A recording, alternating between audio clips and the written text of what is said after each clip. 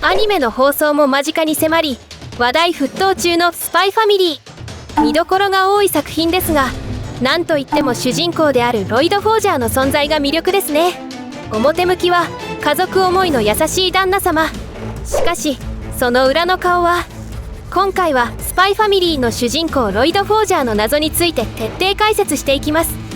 ネタバレありなのでご注意ください。ロイドは一体何者なの？スパイである黄昏が命じられた任務は、東西の平和を脅かす危険人物、東国オスタニアの国家統一党総裁ドノバン・デズモンドの動向を探ること。作戦名はオペレーションストリクス。作戦は1週間以内に家族を作り、デズモンドの息子が通う名門校の懇親会に潜入するという無理難題。黄昏は精神科医ロイド・フォージャーとして素性を隠し、家族を探し始めます。そこで出会ったのがヨルとアーニャでした。一見火の打ちどころがない理想的な家族フォージャー一家ですが、実はそれは世を忍ぶ仮の姿。彼らには家族にも打ち明けることのできない秘密があったのです。ロイドは西国ウェスタリスの凄腕スパイ黄昏。夜は殺し屋イバラ姫。アーニャは人の心が読める超能力者。そうです、理想的な家族。フォージャー家は真っ赤な偽物だったのです。お互いの思惑が合わさった偽りの家族として生活する3人でしたが、次第に家族としての情が芽生えてきます。その過程が丁寧に描かれているのがスパイファミリーの見どころの一つとなっています。スパイとしてのロイド。ロイドは100の顔を使い分ける西国ウェスタリス一の凄腕スパイです。なぜ凄腕と呼ばれているのでしょうか。物語の冒頭、ロイドは得意の変装技術を使って鮮やかに任務をこなすシーンから始まります。常に冷静沈着、黙々と任務を達成する、まさにスパイの鏡とも言えるでしょう。彼はどういったスパイでしょうか。分かっているのは上司にハンドラーと呼ばれる女性がいることです。ロイドは彼女の部下ということになります。スパイ仲間からの評価は抜群で、サインを求める人がいるなど、ロイドは憧れの存在のようです。またアーニャのためにスパイ仲間を総動員して合格祝いをするなど人望があるようです。ロイドの特技とは。ロイドは多くの特技を持っており、そのどれもが常人離れしています。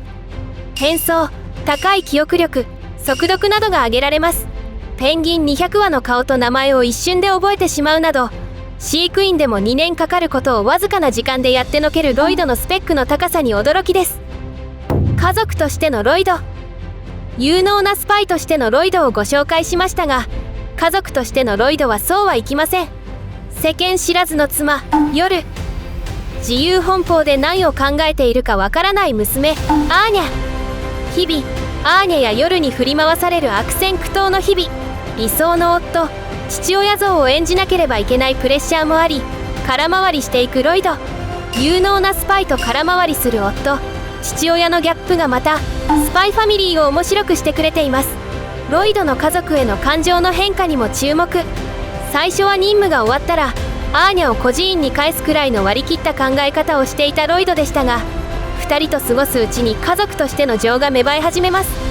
家族の絆を試すような試練が次々に襲いかかるのですが、その度に力を合わせて乗り越えていく姿は感動です。忘れてはいけないラブコメ要素も健在。アーニャはロイドと夜の距離が近くなる時に父と母イチャイチャというのですが、それに対して顔をあからめる2人のうぶな反応でほっこりします。ロイドの過去とは。ロイドの過去は謎に包まれています。一巻の裏表紙にはロイドのプロフィールが書かれているのですが、そのほとんどが黒く塗りつぶされています。かろうじてわかるのは身長や髪の色、瞳の色などです。身分証はスパイになった時に捨てたとの発言もあります。ロイドの回想シーンが出てくるのですが、そこには瓦礫の山と化した街中で泣きじゃくる幼い頃のロイドの姿が。ボロボロになった戦車が映り込んでいることから、戦争によって街が被害を受けたものと思われます。ロイドの過去については今後明らかになっていくのかもしれませんね。他にもロイドはスパイになった理由として次のように言っています。子供が泣かない世界、それを作りたくて俺はスパイになったんだ。確固たる理念のもと、ロイドはスパイをしていたのですね。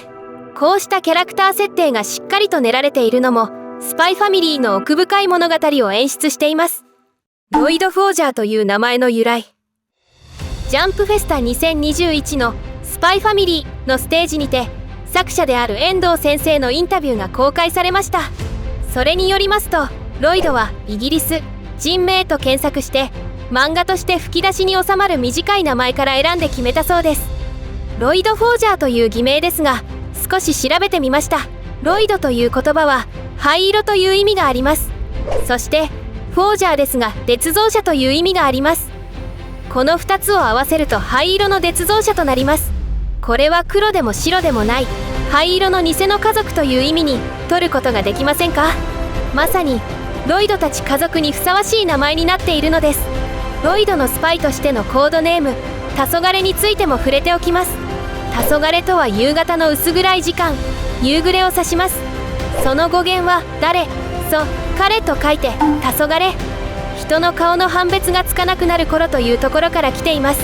人の顔の判別がつかなくなる、これはロイドの特技である変装に当てはまりますね。黄昏、その正体は誰にもわからないという意味にも取れるかもしれません。ロイドはスパイファミリーの主人公ですが、まだまだ謎が多いキャラクターでもありますね。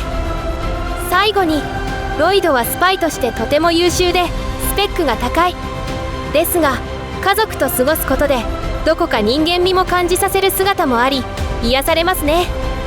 彼の任務であるオペレーションストリクスはどうなっていくのか、家族との関係はどうなるのか、今後のロイドの活躍に目が離せませんね。ここまでご視聴ありがとうございました。このチャンネルが良かったと思った方はグッドボタン、チャンネル登録よろしくお願いします。